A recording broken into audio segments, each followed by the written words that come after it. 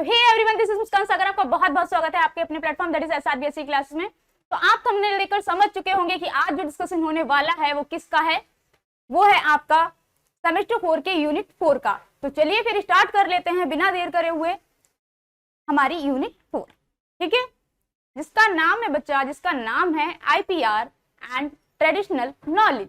ठीक है, अभी आपको क्या करना है, इन क्वेश्चंस को अच्छे तरीके से करना है। अगर आपने इस यूनिट को बहुत ज्यादा डिटेल से पढ़ा है तो ये सारे क्वेश्चंस को आप बहुत बेहतर तरीके से कर पाएंगे। और कुछ क्वेश्चन इसमें ये हैं कि मेमोरी बेस्ड हैं, कि आपने बस उन्हें याद करना है, उन्हें समझना नहीं है। तो आप जो है इसमें चीजों को याद करते हुए चलें तो ज्यादा बेहतर होगा। बिकॉज अगर उन्होंने मान लीजिए किसी ऑप्शन से उन्होंने क्वेश्चन बना दिया तो भी आप अच्छे से उसको कर पाएंगे। ठीक है, तो इसी सब बातों के साथ हम सेशन को स्टार्ट कर लेते हैं। ठीक, तो अब हम पहले क्वेश्चन की बात करेंगे बच्चा, what is the full form of WTO। WTO की फुल फॉर्म क्या है? World tariff organisation, world tax organisation, world trade organisation and world trademark organisation, which one is right. अब देखिए आपको क्या करना है, अगर आपको आता है इस यूनिट के बारे में, अगर आपने पढ़ा है तो सबसे पहले क्या करना है, अपने दिमाग में आंसर करना है कि ये होगा, फिर उसके बाद हम आपको आंसर बता देंगे। ठीक है, तो बच्चा इसका आंसर होगा बच्चे world trade organisation, W for world, T for trade and O for organisation. इसको हिंदी में कहते हैं विश्व व्यापार संगठन। ठीक है, इसके बारे में थोड़ा जान लीजिए। जो वर्ल्ड ट्रेड ऑर्गेनाइजेशन है वो क्या करती है, वो जो है आपके पूरे वर्ल्ड में कुछ कंट्रीज हैं, उन कंट्रीज को लेकर के उनके बीच जो ट्रेड है उसके बारे में ये सब रूल्स बनाती है। ठीक है, जो व्यापार हो रहे होते हैं बहुत सारी कंट्रीज के एक दूसरे के साथ, तो उनके लिए जो रूल्स हैं वो कौन तय करता है, वर्ल्ड ट्रेड ऑर्गेनाइजेशन तय करती है। तो क्वेश्चन नंबर 2 की ओर मूव कर लेते हैं बच्चा, which organisation is the forerunner of the world trade organisation. विश्व व्यापार संगठन की अग्रगामी संस्था कौन सी है? क्या वो साउथ एशियन एसोसिएशन है फॉर रीजनल कोऑपरेशन, क्या वो north American free trade agreement है, या फिर वो यूरोपियन यूनियन है, या फिर वो general agreement on tariff and trade है।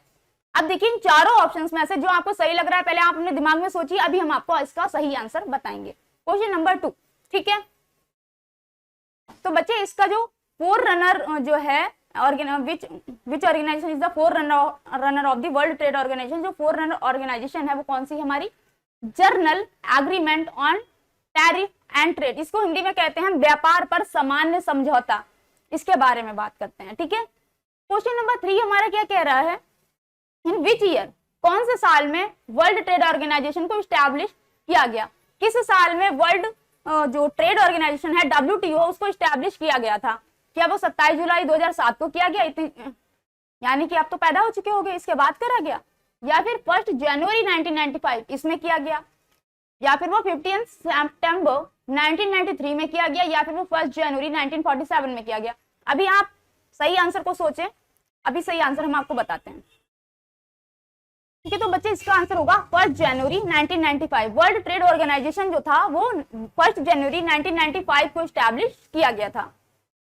अब देखिए इसको याद कैसे करना है, मान लीजिए आपका कोई बहुत अच्छा फ्रेंड है, उसका बर्थडे को मान लीजिए 1 जनवरी 1995 को था, तो इसी का इसका स्टैब्लिशमेंट मान लीजिए। पता है जो हमारी जो तारीखें होती हैं तो वो हम ऐसे ही याद करते हैं, इसलिए क्योंकि ये चीजें भूलने की बहुत ज्यादा टेंडेंसी रहती है, इस वजह से आप ना इसको किसी चीज से रिलेट करके याद करेंगे तो बिल्कुल याद रहेगा।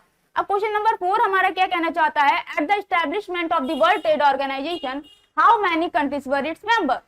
तो जब एस्टैब्लिशमेंट हो रहा था वर्ल्ड ट्रेड ऑर्गेनाइजेशन का, WTO का जब एस्टैब्लिशमेंट हो रहा था तो उस समय कितनी कंट्री उसकी मेंबर थी बताइए। क्या वो 164 कंट्री थी जो उसकी मेंबर थी, क्या 151 कंट्रीज उसकी मेंबर थी, या फिर 104, या फिर 139, कितनी कंट्रीज थी जो उसकी मेंबर्स थी बच्चे? तो उसका आंसर होगा दैट इज सी, 104 कंट्रीज थी जो कि उसकी उस समय मेंबर थी। ठीक है, लेकिन करंटली कितनी है, करंटली अभी आपकी जो कंट्रीज हैं WTO में वो है आपकी 159। ठीक है, 159 है, तो ये याद रख लीजिएगा। मान लीजिए ऐसा क्वेश्चन आ जाए कि इस समय करंटली कितनी कंट्रीज हैं WTO के अंदर, तो आप लगा सकते हो दैट इज 159। ठीक, समझ गए होंगे आप। अब question number 5 is saying that what is IPR। IPR क्या है, इंटेलेक्चुअल प्रॉपर्टी राइट है क्या, क्या इंटरनेशनल प्रॉपर्टी राइट है, या फिर इंडियन प्रॉपर्टी राइट्स है, या फिर इंटेलेक्चुअल प्रॉपर राइट्स है? इन चारों में से बेस्ट ऑप्शन का चुनाव कीजिए आप। तो बच्चे इसका आंसर होगा ए इज द करेक्ट उत्तर of this question, intellectual property right. ठीक है, which is not, question number 6 की ओर मूव करते हुए बात करते हैं, which is not a type of intellectual property. Intellectual property में कौन इसका टाइप नहीं है? क्या कॉपीराइट इसका टाइप नहीं है? क्या ट्रेड सीक्रेट इसका टाइप नहीं है? क्या पेटेंट इसका टाइप नहीं है? या नन ऑफ दिस, इनमें से कोई भी ऐसा नहीं है कि जो उसका टाइप ना हो। तो आप बताएंगे। देखिए इसके चार जो हमारे टाइप हैं वो आप लिखिए। पहले तो हमारा एक कॉपीराइट हो गया, एक तो हमारा पेटेंट हो गया, एक तो हो गया हमारा ट्रेड सीक्रेट, एक चौथा होता है हमारा ट्रेडमार्क। ट्रेडमार्क जो होता है, एक कॉपीराइट, दूसरा पेटेंट, तीसरा trade secret and the fourth is the trademark. अब देखिए ये सभी इंटेलेक्चुअल प्रॉपर्टी के राइट्स हैं, सॉरी टाइप हैं। तो इसमें से ये नॉट पूछ रहा है, तो यहाँ पे तो ऐसा कोई नहीं है, तो option D is the correct. अब देखिए क्वेश्चन नंबर 7 क्या कह रहा है हमसे, where was the modern concept of IP developed. कहां पर मॉडर्न कॉन्सेप्ट जो था आईपी का वो डेवलप हुआ था? क्या वो इंडिया में हुआ था, क्या वो इंग्लैंड में हुआ था, या फिर वो यूनाइटेड स्टेट ऑफ अमेरिका में हुआ था, या फिर वो बेल्जियम में हुआ था? बताएं, जल्दी से बताएं। तो बच्चे वो इंग्लैंड में हुआ था। कहां हुआ था? इंग्लैंड में हुआ था। ध्यान रख लीजिएगा, जो आईपी का डेवलपमेंट, मॉडर्न कॉन्सेप्ट का डेवलपमेंट हुआ था वो इंग्लैंड में हुआ था। ठीक है, what is the main purpose of IP? IP का मेन पर्पस क्या है? वो क्या इंकरेज करना चाहता है न्यू क्रिएशन को, या फिर वो ज्यादा मार्केटिंग करना चाहता है, या फिर वो अपनी इन्वेस्टमेंट ज्यादा करना चाहता है, या फिर ये सभी? क्या रियल रीजन है, क्या रियल मेन पर्पस है आईपी का? बताएं। तो बच्चे वो इंकरेज करना चाहता है न्यू क्रिएशन को, ठीक है, न्यू आइडियाज को। तो यही हमारा पर्पस है आईपी का। What type of right is IPR? किस प्रकार का राइट है आईपीआर? किस प्रकार का अधिकार है बताइए? क्या इनडिविजिबल है, या फिर वो डिविजिबल है, या फिर ए एंड बी दोनों है, या फिर नन ऑफ दीज है? मतलब अविभाज्य है जिसका विभाजन ना किया जा सके, या फिर वो जिसका विभाजन किया सके, मतलब डिविजिबल है, विभाज्य है, या फिर वो दोनों हैं, या फिर नन ऑफ दीज है? इनमें से कोई भी आंसर नहीं है। तो ऐसा मतलब बताइए कौन सा टाइप है? तो बच्चे इसका आंसर हो जाएगा आपका इनडिविजिबल। इनडिविजिबल मतलब ये विभाजन, इसका विभाजन नहीं कर सकते हम, इस प्रकार का राइट है। अब देखिए हमारा जो 10 क्वेश्चन है वो क्या कह रहा है, व्हाट इज पीबीआर? पीबीआर की फुल फॉर्म बताना है हमें कि पीबीआर होता क्या है। क्या वो प्लांट ब्रीडिंग राइट है, क्या वो प्लांट ब्रीडर्स राइट है, या फिर वो प्लांट ब्रीड्स राइट है, या फिर ऑल ऑफ दीज है? क्वेश्चन नंबर 10 का आंसर दीजिए आप अपने आप, बताएं क्या आंसर हो सकता है, इसका बेहतर आंसर क्या हो सकता है? तो बच्चे पीबीआर का मतलब होता है प्लांट ब्रीडर्स राइट, और इसका एक और नाम होता है that is plant variety right. क्या होता है? Plant varieties right. तो अगर ऐसा कुछ आ जाता है तो आप उसका अलग, जो अगर पीबीआर आता है तो प्लांट वेराइटी राइट भी इसका आंसर हो सकता है, तो आप ये भी लगाएंगे। ठीक है, क्वेश्चन नंबर 11 हमसे क्या कहना चाहता है? क्वेश्चन नंबर 11 देखिए, what name of PBR also known as? PBR को दूसरे नाम से किस नाम से जानते हैं? क्या वो प्लांट स्पीसीज राइट है उस नाम से जानते हैं, या फिर प्लांट वेराइटी राइट, या फिर प्लांट डेवलपमेंट राइट, या फिर ऑल ऑफ दिस? देखिए ये क्वेश्चन अभी हमने आपको बताया था ना कि इसको प्लांट ब्रीडर्स राइट को प्लांट वेराइटी राइट क्यों जानते हैं, और देखिए वो क्वेश्चन तुरंत आ भी गया। तो इसीलिए कभी कभी एक क्वेश्चन से हमें कॉन्सेप्ट दूसरे क्वेश्चन का मिल रहा होता है, तो आप इस चीज पे ध्यान दिया करिए। तो आपका आंसर क्या हो जाएगा? That is B, plant variety rights. ठीक, क्वेश्चन नंबर 12 क्या कहना चाहता है हमसे? PBR gives exclusive control. Exclusive control जो है हमें देता है टू अ प्लांट ब्रीडर, एक प्लांट ब्रीडर को, over which one of the following material, किसके ऊपर वो हमें पूर्ण अधिकार देता है? मतलब पूर्ण अधिकार का मतलब यहाँ पे पूर्ण नहीं होगा, एक्सक्लूसिव होगा, एक्सक्लूसिव। ठीक है, पूर्ण नहीं होगा, यहाँ पे सिर्फ एक्सक्लूसिव अधिकार है। ठीक है, कंट्रोल देता है किस चीज के ऊपर? क्या वो सिर्फ सीड के ऊपर, या फिर वो कटिंग के ऊपर, या फिर वो हार्वेस्टेड प्रोडक्ट्स के ऊपर, या फिर ऑल ऑफ दी अबव के ऊपर, मतलब सभी के लिए। तो बच्चा वो सीड को भी देता है पूरा अधिकार, आपकी कटिंग को भी देता है, हार्वेस्टेड प्रोडक्ट्स को भी देता है। इट मीन्स हमारा करेक्ट उत्तर क्या हो जाएगा, दैट इज डी, ये सभी के लिए देता है हमें अधिकार। मतलब हमें नहीं, प्लांट ब्रीडर को, जो प्लांट उगा रहा होता है। ब्रीडर कौन, जो ब्रीड कर रहा हो प्लांट को, वही है प्लांट ब्रीडर। अब देखिए क्वेश्चन नंबर 13 की ओर मूव करते हुए बात करते हैं हम, what should be the qualification for the right to be exclusive. क्या क्वालिफिकेशन होना चाहिए कि जो राइट है, जो आपका अधिकार है, वो एक्सक्लूसिव है। इसको हिंदी में देख लेते हैं। अनन्य होने के लिए, अनन्य होने के अधिकार के लिए क्या योग्यता होनी चाहिए। ठीक है, अनन्य होने के अधिकार के लिए क्या योग्यता होनी चाहिए। क्या एक variety must be new, variety new होनी चाहिए। क्या variety must be distinct, variety distinct होनी चाहिए, बिल्कुल अलग होनी चाहिए। वैरायटी मस्ट हैव यूनिफॉर्मिटी, उसमें यूनिफॉर्मिटी विविधता होनी चाहिए, या फिर ऑल ऑफ दी अबव, ये चारों सही हैं।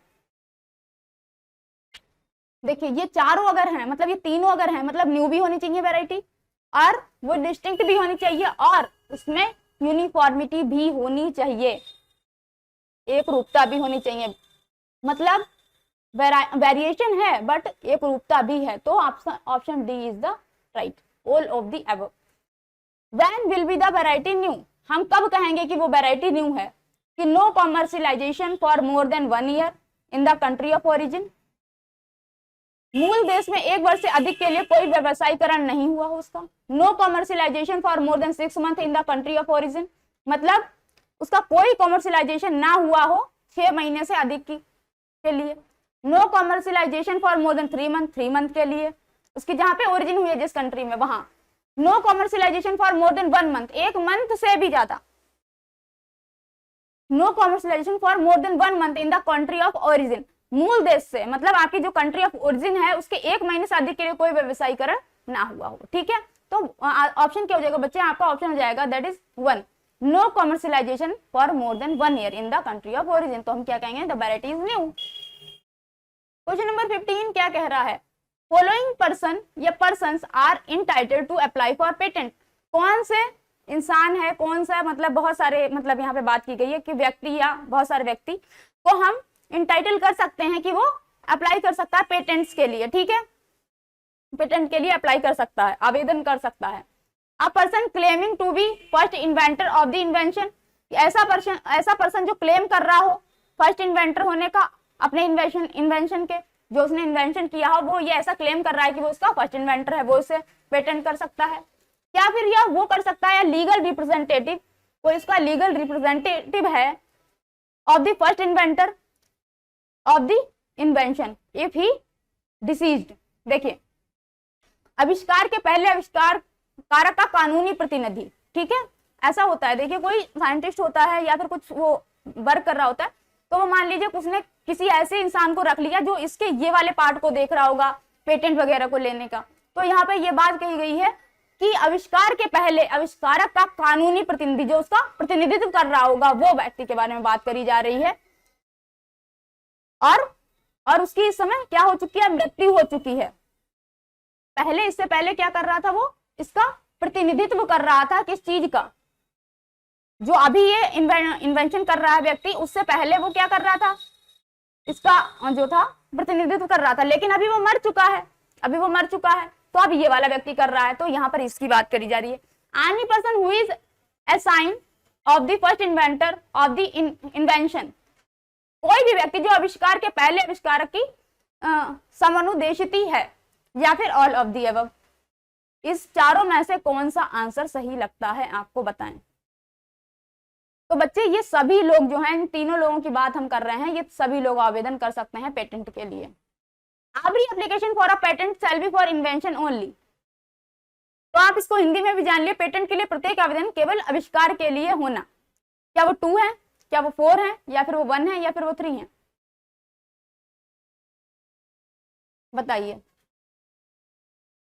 तो क्वेश्चन नंबर 16 हमसे कहना चाह रहा है, तो बच्चे इसका आंसर होता है 1। यहाँ पर कितना आ जाएगा, 1 आ जाएगा, 1 invention only. Every application for a patent, हर जो एप्लीकेशन होगी पेटेंट के लिए वो कितनी हो जाएगी, एक इन्वेंशन के लिए सिर्फ।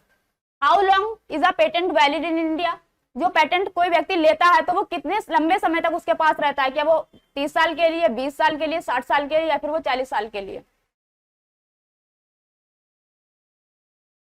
तो बच्चे वो 20 साल के लिए होता है, किसके लिए? 20 साल के लिए। What can not be patented in India, किस चीज को हम इंडिया में पेटेंट नहीं करवा सकते हैं? साइंटिफिक थ्योरी को, या फिर कंप्यूटर प्रोग्राम को, या फिर मैथमेटिकल मेथड को, या फिर ऑल ऑफ दी अबव को, किसी को भी पेटेंट नहीं करवा सकते। बताइए क्वेश्चन नंबर 18, बताइए जल्दी से। तो बच्चे इन चारों में से किसी चीज को भी पेटेंट नहीं करवा सकते हैं, तो option D is the correct उत्तर of this question. What can be patented under patent act 1970, ऐसी कौन सी चीज है जिसको हम पेटेंट कर सकते हैं? किस एक्ट के अंदर? जो कि 1970 में आया था, पेटेंट एक्ट जो 1970 में आया था, उसके अंदर हम क्या चीज को पेटेंट कर सकते हैं?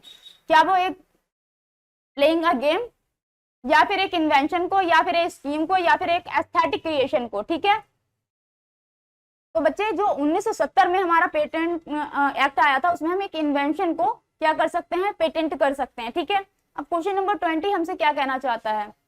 How many types of compulsory licences are provided for under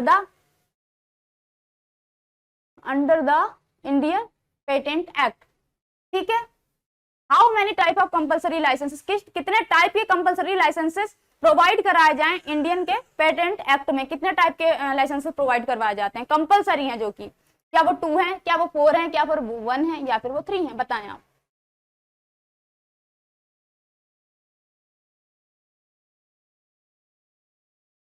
तो बच्चे इसका आंसर भी आपका 1 हो जाएगा। एक लाइसेंस होता है, सिर्फ एक लाइसेंस जो कि प्रोवाइड करा जाता है इंडियन पेटेंट एक्ट के अंतर्गत। तो question number 21 is saying that which section of the patent act 1970, कौन सा सेक्शन है 1970 वाले पेटेंट एक्ट के अंदर जो कि डील करता है फैल्सिफिकेशन ऑफ एंट्रीज के फॉल्सिफिकेशन को क्या करता है? डील कर रहा होता है कि कौन सा चीज फॉल्स है, कौन सी चीज गलत है, असत्य है। तो वो सेक्शन 100 है पेटेंट एक्ट 1970 का, या फिर सेक्शन 110 है? देखिए ये तो यही सेम रहेगा क्योंकि 1970 का एक्ट की बात कर रहे हैं, या फिर वो सेक्शन 109 है सॉरी, एंड सेक्शन 119 है। आप बताएं कौन सा होगा उत्तर आपका? तो बच्चे सेक्शन 119 के अंतर्गत जो होता है, हम फॉल्सिफिकेशन की एंट्रीज को डील कर रहे होते हैं। ठीक है, सेक्शन नंबर 119 के अंतर्गत हम फॉल्सिफिकेशन को, असत्य एंट्रीज को डील कर रहे होते हैं। ठीक है, section 25 of the patent act 1970 deal with, जो सेक्शन 25 है 1970 एक्ट जो दिया गया था, उसमें सेक्शन 25 है, वो किसको डील कर रहा होता है? क्या वो फॉर्म को डील कर रहा होता है, एक्सटेंट को, and the effect of patent को? इसकी हिंदी आप जान लीजिए, पेटेंट का रूप, विस्तार और प्रभाव को डील कर रहा है, या फिर unauthorised claim of the patent right, या फिर वो पेटेंट अधिकारों का अनाधिकृत दावा कर रहा है, या फिर वो अपोजिशन ऑफ द पेटेंट, वो पेटेंट का विरोध कर रहा है। मतलब ये वाला सेक्शन है वो क्या कर रहा है? Powers of the control in case of potential infringement, जो पावर है 1 मिनट, संभावित उल्लंघन के मामले में नियंत्रक की शक्तियों में। ठीक है, power of controllers in case of potential infringement. ठीक है, तो ऑप्शन बताइए 22 का। तो इसके सेक्शन 25 के अंतर्गत आपको कुछ नहीं याद करना, ये सब कट कर दो। ये क्या कर रहा होता है? अपोजिशन ऑफ द पेटेंट का विरोध कर रहा होता है इसमें, पेटेंट सेक्शन नंबर 25 में। और 119 में क्या कर रहे थे हम? फॉल्सिफिकेशन को देख रहे थे। 25 में क्या कर रहे हैं? अपोजिशन को देख रहे हैं, अपोजिशन ऑफ द पेटेंट को देख रहे हैं।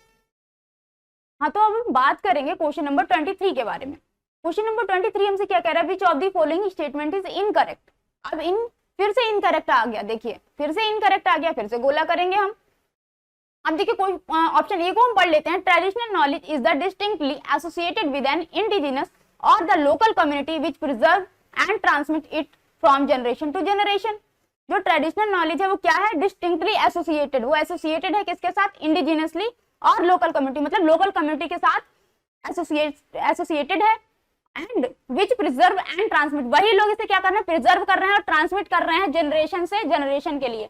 हाँ बिल्कुल सही बात है, वही लोग तो उसको जनरेशन टू जनरेशन जो है ट्रांसफर कर रहे हैं। क्या ट्रेडिशनल नॉलेज जो है वो ओल्ड और स्टैटिक है? क्या वो बहुत पुराना हो चुका है और स्थैतिक है? अभी देखेंगे इस पॉइंट को। ठीक है, मतलब traditional knowledge generated, preserved and transmitted, मतलब उसे जनरेट किया जाता है, प्रिजर्व किया जाता है एंड ट्रांसमिट किया जाता है in a traditional and intergenerational context, मतलब ट्रेडिशनल और इंटरजेनरेशनल कॉन्टेक्स्ट में उसे प्रिजर्व, ट्रांसमिट और जनरेट किया जाता है। या फिर traditional knowledge not limited to any specific technical field, लेकिन ट्रेडिशनल नॉलेज जो है वो लिमिटेड नहीं है किसी भी स्पेसिफिक टेक्निकल फील्ड के लिए। तो आपका बच्चा ये तो सही है, ये भी सही है, ये भी सही है। तो क्वेश्चन नंबर बी, जो बी ऑप्शन है, हमसे ये इनकरेक्ट पूछ रहे हैं तो हमें इनकरेक्ट तो बताना, तो बी इज द करेक्ट उत्तर ऑफ दिस क्वेश्चन। ठीक है, अब क्वेश्चन नंबर 24 की ओर मूव करते हैं। विच of the following statement is incorrect, फिर इनकरेक्ट पूछ लिया भाई, इनकरेक्ट पूछ लिया। अब production in the intellectual property, अब देखिए इनकरेक्ट, पहले हम स्टेटमेंट्स को पढ़ेंगे फिर देखेंगे कौन सा गलत है या सही है। जो प्रोटेक्शन है in the intellectual property sense means protection of human intellectual creativity and innovation against unauthorised use. देखिए प्रोटेक्शन करना इन द इंटेलेक्चुअल प्रॉपर्टी का, प्रॉपर्टी सेंस का मींस प्रोटेक्शन, मतलब जब हम इंटेलेक्चुअल प्रॉपर्टी सेंस का प्रोटेक्शन कर रहे हैं तो हम किसका प्रोटेक्शन कर रहे हैं, ह्यूमन क्रिएटिविटी का, ह्यूमन इंटेलेक्चुअल क्रिएटिविटी का प्रोटेक्शन कर रहे हैं, एंड इनोवेशन का कर रहे हैं अगेंस्ट, किसके अगेंस्ट, अनऑथराइज्ड यूज के अगेंस्ट। अब देखिए क्वेश्चन स्टेटमेंट बी क्या कहना चाहता है हमसे, defensive protection, defensive protection, 1 minute, defensive protection refers to a set of strategies designed to prevent the illegitimate acquisition or maintaining of intellectual property rights by third parties। अब इसकी हिंदी देख लीजिए बच्चा, इसकी हिंदी देखिए, अनाधिकृत उपयोगों के खिलाफ रक्षात्मक संरक्षण और अधिग्रहण या रख रखाव के रोकने के लिए डिजाइन की गई रणनीतियों को एक सेट को संदर्भित करना। अब देखिए question number, option number C क्या कह रहा है, positive and defensive protection can not coexist. Positive और डिफेंसिव जो प्रोटेक्शन है वो एग्जिस्ट नहीं कर सकते। ठीक है, पॉजिटिव प्रोटेक्शन में enable traditional knowledge holders to acquire and assert and intellectual property right in their traditional knowledge। ठीक है, इसकी हिंदी जान लीजिए, सकारात्मक सुरक्षा ट्रेडिशनल नॉलेज धारकों को उनके बौद्धिक संपदा अधिकारों को प्राप्त करने और उनका दावा करने में सक्षम बना सकती है। अब इसमें से हमें इनकरेक्ट जानना है बच्चे, आप बताएं। तो ये तो सही है हमारा उत्तर, ये भी सही स्टेटमेंट है, पॉजिटिव एंड डिफेंसिव राइट की बात हो रही है बच्चे, ये सही है, लेकिन ये भी सही है और ये भी सही है, और हमसे पूछा इनकरेक्ट, बच्चे गलत ये आपका ये है, तो आंसर आपका ये हो जाएगा, आंसर ये हो जाएगा, तो इनको हम इरेज कर देते हैं। ठीक है, समझ गए बच्चे बेहतर तरीके से। क्वेश्चन नंबर 25 हमसे क्या कहना चाहता है, which was the first Indian product to get the geographical indication tag. ये कह रहे हैं कौन सा पहला इंडियन प्रोडक्ट था जिसे पहला जियोग्राफिकल इंडिकेशन टैग मिला था, मतलब इसे हम हिंदी में कह रहे हैं, शॉर्ट फॉर्म में क्या कहते हैं, जीआई टैग, जीआई टैग कहते हैं ना, आप लोग इसे उसमें भी बहुत ज्यादा पढ़ते होंगे जनरल नॉलेज में, किसे जीआई टैग मिला है। तो क्या वो अन्नामुला कन्नड़ी था, या फिर वो दार्जिलिंग की टी थी, या फिर वो कैटरीना राइस था, या फिर वो मधुबनी पेंटिंग्स थी, तो किसको पहला जीआई टैग मिला था, आप लोग बताएं। तो हमें भैया दार्जिलिंग की चाय के लिए सबसे पहला जीआई टैग मिला था, ध्यान रखिएगा, पहले सबसे पहला हमें जो जीआई टैग था वो किसके लिए मिला था, दार्जिलिंग की चाय के लिए। भाई देसी है ना हम लोग, देसी। How many products got GI tags till now, अभी तक कितने ऐसे प्रोडक्ट्स हैं जिन्हें अभी तक जीआई टैग्स मिल चुका है, क्या वो 370 है, या फिर 729 है, या फिर वो 624 है, या फिर ऊपर दिए गए ऑप्शन में से कोई नहीं। 26 का आंसर बताइए। तो बच्चे अभी तक 370 ऐसे प्रोडक्ट्स हैं जिन्हें जीआई टैग्स मिल चुके हैं। ठीक है, 370 याद रखिएगा। हमने आपसे कहा था जब हम आपको पढ़ा रहे थे, हमने ये कहा था कि ये वाला जो चैप्टर है इसमें बहुत सारी चीजें ऐसी होंगी जिसको आपको रटना होगा, बिकॉज ये जो कॉन्सेप्ट्स होते हैं वो तो आप समझ लेते हो, बट ये जो डेट्स होती हैं, जो नंबर्स होते हैं, उन्हें तो हमें भाई याद ही रखना पड़ेगा, इतना है तो इतना है, इसको तो हम कुछ कर नहीं सकते हैं, इसका तो कॉन्सेप्ट बना नहीं सकते हैं, दैट्स व्हाई आपको इसको याद करना पड़ेगा बच्चे अच्छे से। अभी हम क्वेश्चन नंबर 27 की ओर मूव करेंगे बच्चे। जियोग्राफिकल इंडिकेशन जीआई जो टैग है वो गिवन एज पर द किस रूल के अंतर्गत, किस एक्ट के अंतर्गत जीआई टैग को दिया जाता है, इंडियन कॉपीराइट एक्ट 1957 के अंतर्गत, न्यू डिजाइन एक्ट 2000 के अंतर्गत, पेटेंट एक्ट 1970 के अंतर्गत, या फिर जियोग्राफिकल इंडिकेशन एक्ट 1999 के अंतर्गत जो कि रजिस्ट्रेशन एंड प्रोटेक्शन की बात करता है। बताइए जियोग्राफिकल इंडिकेशन जो जीआई टैग है वो किस एक्ट के अंतर्गत हमें दिया जाता है। तो बच्चे ये जो आप देखिए इसमें भी जियोग्राफिकल है, इसमें भी जियोग्राफिकल है, means answer is the D, geographical indication act, बस जो कि 1999 में दिया गया था। ठीक, who issue GI tag in India, कौन जीआई टैग को इशू करता है इंडिया में? क्या वो जियोग्राफिकल इंडियन इंडिकेशन रजिस्ट्री करती है, या फिर वो पेटेंट अथॉरिटी ऑफ इंडिया करती है, वर्ल्ड ट्रेड ऑर्गेनाइजेशन करता है, या फिर मिनिस्ट्री ऑफ फिन करती है? 1 मिनट, अरे यार यही क्या हो गया, हाँ मिनिस्ट्री ऑफ फिन करती है। ठीक है, यहाँ पे फिन नहीं होगा, मिनिस्ट्री ऑफ फिन क्यों होगा? यहाँ पे फाइनेंस होगा, मिनिस्ट्री ऑफ फाइनेंस। ठीक है, मिसप्रिंट था। ठीक है, अभी आप बताइए इसका आंसर क्या होगा? देखिए यहाँ पे फिर जियोग्राफिकल इंडिकेशन इंडस्ट्री है, फिर हम यही लगाएंगे आंसर। ठीक है, ये थोड़ा सा दिमाग लगा लीजिएगा, वहां पे फिलहाल बहुत चलता है, जो एग्जाम हॉल होता है वहां बहुत दिमाग चलता है, जो नहीं आ रहा होता है उसके लिए भी दिमाग चल जाता है, तो वहां तो आप लगा ही लोगे, मैं पता है। क्वेश्चन नंबर 29 क्या कह रहा है हमसे? विच of the following is the benefit of the getting GI tag? क्या बेनिफिट होते हैं कि जीआई टैग किसी को मिल रहा है, किसी जगह को, किसी चीज को, तो उसके क्या बेनिफिट हो सकते हैं, इस बारे में हम बात करेंगे। कि ये हेल्प करता है कंज्यूमर को कि उसकी क्वालिटी में प्रोडक्ट वो मिल सके और उसके डिजायर्ड ट्रेड के साथ मिल सके, मतलब कि कंज्यूमर को वो जो प्रोडक्ट मिल रहा है उसकी क्वालिटी और उसके जो ट्रेड्स हैं वो बरकरार रहें, जो उसके गुण हैं वो बरकरार रहें। Legal protection to the product, उसका लीगल प्रोटेक्शन मिल जाता है उस प्रोडक्ट का जीआई टैग का, क्या ये भी एक बेनिफिट हो सकता है। और promote the economic prosperity of the products of GI tagged goods, जो प्रमोट करते हैं इकोनॉमिक प्रॉस्पेरिटी को ऑफ द प्रोड्यूसर की और GI tagged goods, GI tag के जो गुड्स हैं मतलब जो चीजें हैं उनके बारे में बताएं। क्या 1 एंड सेकंड ऑप्शन मतलब स्टेटमेंट सही है? क्या 1 सेकंड और थर्ड ऑप्शन ही सही है, या फिर सेकंड स्टेटमेंट ही सही है, या फिर तीनों ऑप्शन सही हैं? तो बच्चे ये बिल्कुल तीनों ऑप्शन सही हैं, तो आंसर हमारा क्या हो जाएगा? All 1, 2 and 3 is the right statement. देखिए what is the limit, time limit of the GI tag? GI tag जब किसी प्रोडक्ट को मिल जाता है तो उसकी टाइम लिमिट कब तक रहती है कि अब उसके पास जीआई टैग है, तो वो टाइम लिमिट कितने दिनों की रहती है? क्या वो 10 सालों की होती है, क्या वो 20 सालों की होती है, या फिर वो 50 सालों की, या फिर फॉर एन अनलिमिटेड टाइम, या फिर वो अनलिमिटेड टाइम के लिए होती है? तो तीसरे का आंसर आप बताने की कोशिश करें। बच्चे ये सिर्फ 10 सालों के लिए होता है। कितने सालों के लिए? 10 सालों के लिए होता है। Intellectual property rights IPR protect the use of information and ideas that are of, इसकी हिंदी आप समझिए, बौद्धिक संपदा अधिकार आईपीआर उन सूचनाओं और विचारों को उपयोग की रक्षा करता है जो क्या कर रहे हैं? इथिकल वैल्यूज को सपोर्ट कर रहे हैं, मोरल वैल्यूज को सपोर्ट कर रहे हैं, या फिर सोशल वैल्यूज को सपोर्ट कर रहे हैं, या फिर कॉमर्शियल वैल्यू को सपोर्ट कर रहे हैं। विच वन इज राइट ऑप्शन? 31 का आंसर देखिए। तो हम भाई देखिए इथिकल वैल्यूज तो देखेंगे नहीं इसमें, तो हम कॉमर्शियल वैल्यूज देखेंगे, the term intellectual property right covers, जो टर्म हम यूज करते हैं दैट इज आईपीआर या इंटेलेक्चुअल प्रॉपर्टी राइट, वो क्या कवर करता है? क्या वो कॉपीराइट को कवर करता है, क्या वो नो हाउ को कवर करता है, या फिर वो ट्रेड ड्रेस को कवर करता है, या ऑल ऑफ दीज? किसको कवर करता है बताएं? देखिए ये सभी को कवर करता है। देखिए क्वेश्चन नंबर 23 की ओर मूव करते हैं। The following can not be exploited by assigning और by licensing the right to the others. इसकी हिंदी जान लीजिए आप लोग, दूसरों के अधिकार सौंपकर या लाइसेंस देकर निम्नलिखित का शोषण नहीं किया जा सकता है। क्या वो पेटेंट का शोषण नहीं किया जा सकता, या डिजाइन का, या फिर वो ट्रेडमार्क का, या फिर ऑल ऑफ दिस का? बताएं। देखिए इसका आंसर बच्चे होगा ट्रेडमार्क का। ट्रेडमार्क का जो है क्या नहीं किया जा सकता है आपका, कौन सा वर्ड था? असाइनिंग और by licensing to right the following can not be exploited, मतलब किसे एक्सप्लॉइट नहीं किया जा सकता? ट्रेडमार्क को। ठीक है,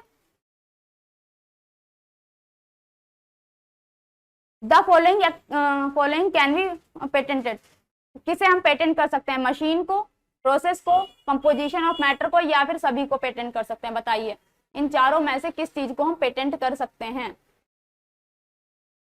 भैया हम देखो मशीन को भी पेटेंट कर सकते हैं, प्रोसेस को भी पेटेंट कर सकते हैं, कंपोजिशन ऑफ मैटर को भी पेटेंट कर सकते हैं, यानी कि सभी को हम पेटेंट कर सकते हैं। डी इज द करेक्ट उत्तर।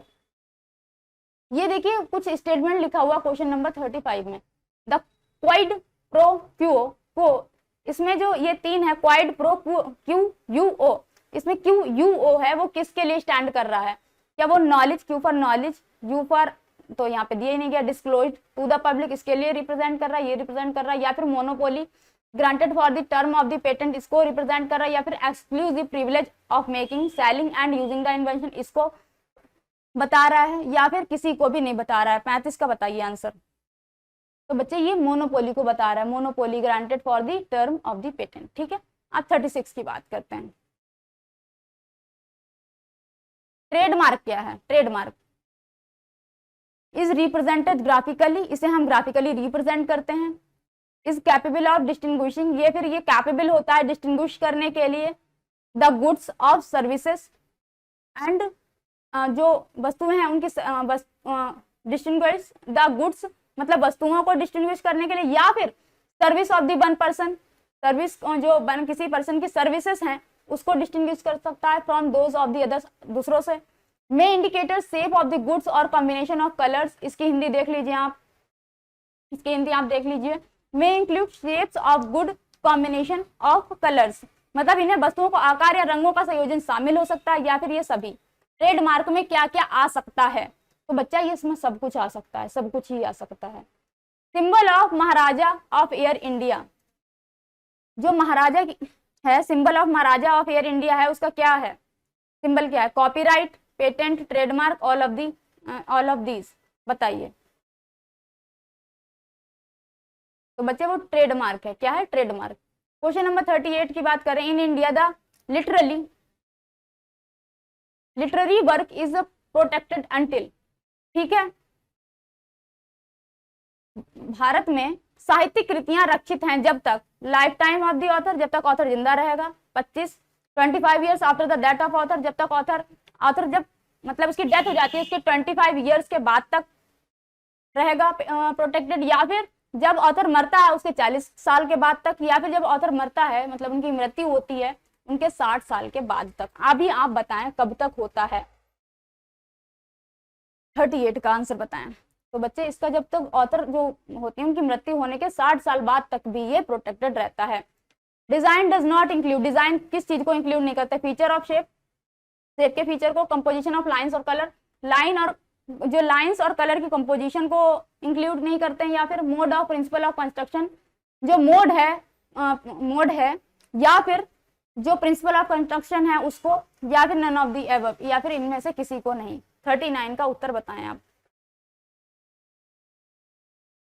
तो बच्चे इसका आंसर होगा आपका C, mode or principle of construction. Question number 40 is saying that the agreement that is enforceable while law is known as, एक एग्रीमेंट है दैट इज इनफोर्सिबल, जो कि इनफोर्सिबल है किसके अंदर? While law is known as, इस law को क्या कहते हैं? वैलिड एग्रीमेंट कहते हैं, वॉइड एग्रीमेंट कहते हैं, इलीगल एग्रीमेंट कहते हैं, या फिर री इनफोर्सिबल एग्रीमेंट कहते हैं। इसकी हिंदी अगर आपको नहीं समझ में आई तो देख लिया, वह समझौता जो कानून द्वारा प्रवर्तनीय है कहलाता है वैध करार, शून्य करार, मेगा समझौता, अप्रवर्तनीय सौदा समझौता। तो बच्चे इसमें होगा वैलिड एग्रीमेंट। तो क्वेश्चन नंबर 41 क्या कह रहा है? Which of the following is are included in the geographical indication goods, क्या वो हैंडीक्राफ्ट को इंक्लूड कर सकते हैं, फूड स्टफ को इंक्लूड कर सकते हैं, या मैन्युफैक्चरर को यूज कर सकते हैं, या फिर ऑल ऑफ दिस, इन सभी को यूज कर सकते हैं? बताइए। हाँ बच्चे आपने देखा होगा कि हैंडीक्राफ्ट जो होते हैं उनको भी जीआई टैग मिलता है, कभी कभी फूड स्टफ को मिलते हैं, या फिर जो मैन्युफैक्चर लोग करते हैं, मैन्युफैक्चर्ड मतलब निर्मित चीजें हैं उनका जो वो होता है। तो ऑल ऑफ दीज, इसका मतलब हम इन सभी चीजों को जीआई टैग दे सकते हैं।